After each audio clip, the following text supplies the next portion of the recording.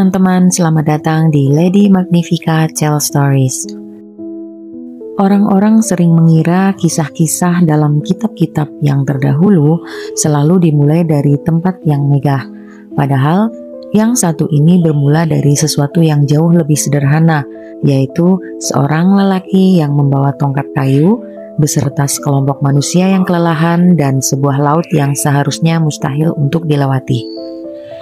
Namun malam itu sesuatu terjadi, sesuatu yang hingga kini masih membuat para sejarawan, ahli geologi, dan para pemikir dunia terdiam dan bertanya dalam hati, apa sebenarnya yang terjadi di laut itu?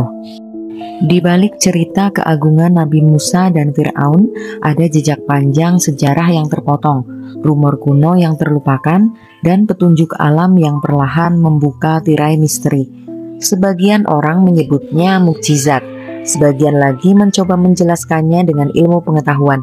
Tapi apapun itu, kisah tentang Laut Merah yang terbelah bukan sekedar legenda. Ia adalah potongan sejarah yang meninggalkan jejak hingga hari ini.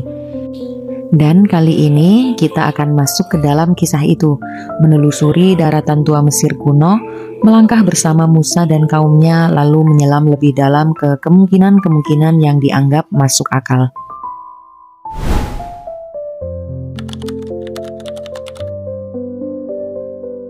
Jauh sebelum kisah tentang laut terbelah, Mesir adalah tempat di mana matahari terasa seperti penguasa kedua setelah Fir'aun.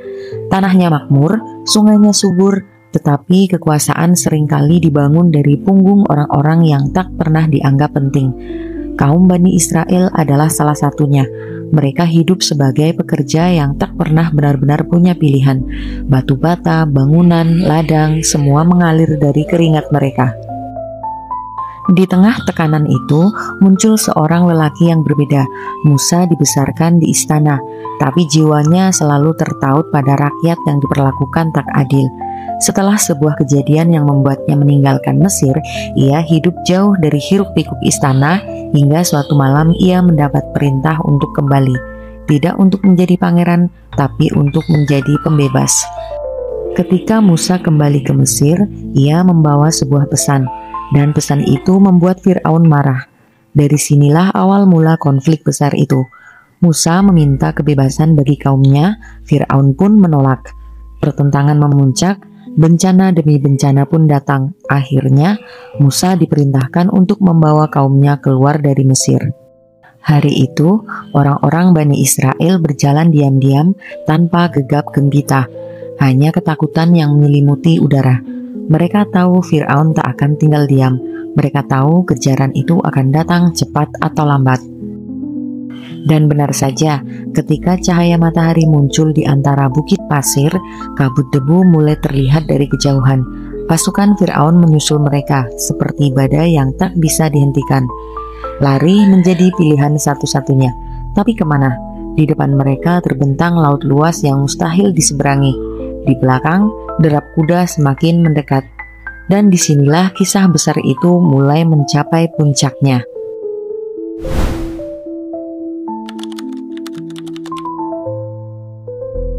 Ketika Musa dan kaumnya berhenti di tepi laut, keputusasaan mulai terasa. Ombak bergulung, angin bertiup keras, dan jarak antara hidup dan mati terasa semakin tipis. Kaum Bani Israel mulai gelisah, seperti meracau. Sebagian bertanya mengapa mereka dibawa ke tempat yang tidak mungkin dilewati. Namun, Musa tetap berdiri tegak. Ia mengangkat tongkatnya sesuai perintah yang diberikan kepadanya. Malam itu, laut yang seharusnya tak tersentuh berubah menjadi sesuatu yang tak pernah disaksikan manusia sebelumnya. Air di hadapan mereka terbelah, bukan sekedar menyusut. Benar-benar membuka jalur panjang seperti lembah yang baru lahir di tengah lautan.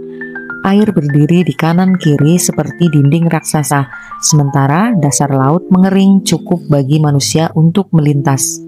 Tak ada kata-kata yang bisa menggambarkan ketakutan dan keajaiban bercampur menjadi satu.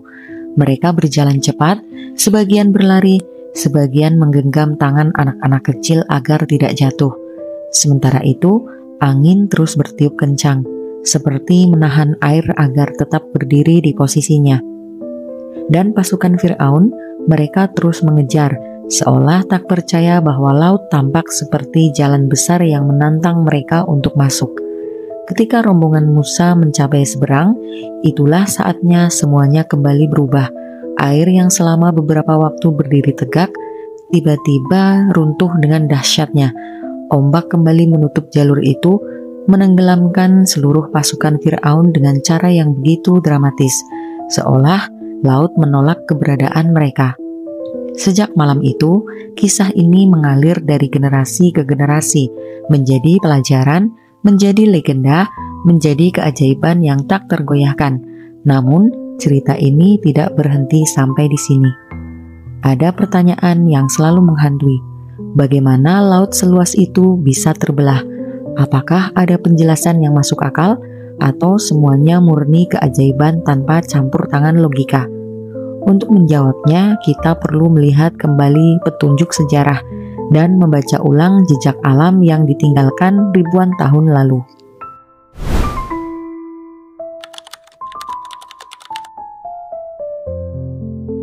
Selama ratusan tahun, banyak ilmuwan mencoba mencari tahu apakah peristiwa Laut Merah terbelah bisa dijelaskan lewat fenomena alam. Bukan untuk menolak mukjizat, tapi untuk memahami konteks sejarah yang lebih lengkap. Dan menariknya, beberapa penjelasan ditemukan cukup masuk akal. Yang pertama adalah fenomena wind set down, angin besar yang mendorong air. Ilmuwan atmosfer menemukan bahwa angin yang bertiup terus-menerus dan sangat kencang bisa mendorong permukaan air hingga bergerak menjauh. Fenomena ini disebut wind set down. Dalam kondisi tertentu, yaitu angin yang bertiup dari arah tertentu dengan kekuatan luar biasa dan dalam durasi panjang, bisa membuat air laut mundur hingga muncul daratan di bawahnya. Fenomena ini pernah terjadi secara nyata di perairan Afrika Timur dan Danau Erie di Amerika. Air benar-benar surut sementara sebelum kembali dengan cepat. Jika hal ini terjadi pada wilayah Laut Merah atau rawa besar yang terhubung dengannya ribuan tahun lalu, jalur kering sementara memang bisa terbentuk. Yang menarik, Al-Quran menyebut adanya angin kencang yang bertiup ketika peristiwa itu terjadi. Ini membuat teori wind set down jadi salah satu kandidat paling sering dibahas. Namun teori ini memiliki kelemahan. Air tidak akan membentuk dinding setinggi beberapa meter seperti dalam kisah tersebut. Ia hanya surut, bukan berdiri tegak. Jadi teori ini menjelaskan sebagian, tapi belum semuanya. Teori yang kedua adalah gempa bumi dan tsunami terbalik. Ada teori lain yang lebih ekstrim. Gempa tektonik besar yang mengguncang dasar laut hingga membuat air tersedot sesaat ke tengah, lalu kembali lagi dengan kekuatan besar. Fenomena ini mirip tsunami, tetapi berlawanan arah pada awalnya. Air menjauh dari pantai, menyisakan jalur kering sebelum kembali menghantam. Jika gempa besar terjadi di wilayah Laut Merah, yang memang berada di zona patahan Afrika Arab, maka kemungkinan ini bukan hal yang mustahil. Namun, teori ini juga punya kekurangan. Waktu yang disediakan untuk menyeberang mungkin terlalu singkat. Teori yang ketiga adalah perubahan geografi Laut Merah ribuan tahun lalu. Ada ahli geologi yang meyakini bahwa jalur yang dilintasi Musa bukan Laut Merah yang kita lihat sekarang, melainkan wilayah rawa besar di utara yang kini tidak lagi ada. Perubahan geografi selama ribuan tahun bisa membuat daratan, danau, bahkan rawa yang dulu luas kini hilang sepenuhnya. Jalur ini lebih dangkal, lebih mudah surut dan bergantung pada angin dan pasang surut. Namun sekali lagi, teori ini tidak sepenuhnya menjelaskan gambaran air sebagai dinding raksasa. Jadi kesimpulan para ahli adalah ada dua hal yang terjadi bersamaan. Sebagian sejarawan akhirnya menyimpulkan bahwa peristiwa itu bisa saja merupakan fenomena alam ekstrim yang kebetulan terjadi pada waktu yang sangat tepat, ditambah dengan unsur supranatural yang membuatnya terjadi melebihi logika. Dalam tradisi agama, inilah yang disebut mukjizat, yaitu peristiwa yang mungkin terlihat mengikuti pola alam, tetapi terjadi pada waktu, tempat, dan cara yang menantang semua kebiasaan. Toh hingga kini tidak ada ilmuwan yang bisa memastikan apa yang benar-benar terjadi malam itu. Laut tidak menyisakan bukti yang bisa dipegang. Yang tersisa hanyalah jejak kisah yang bertahan lebih lama daripada kerajaan-kerajaan yang pernah berdiri di tanah Mesir. Hingga kini, kisah Musa dan Laut Merah masih menjadi salah satu cerita terbesar dalam sejarah umat manusia.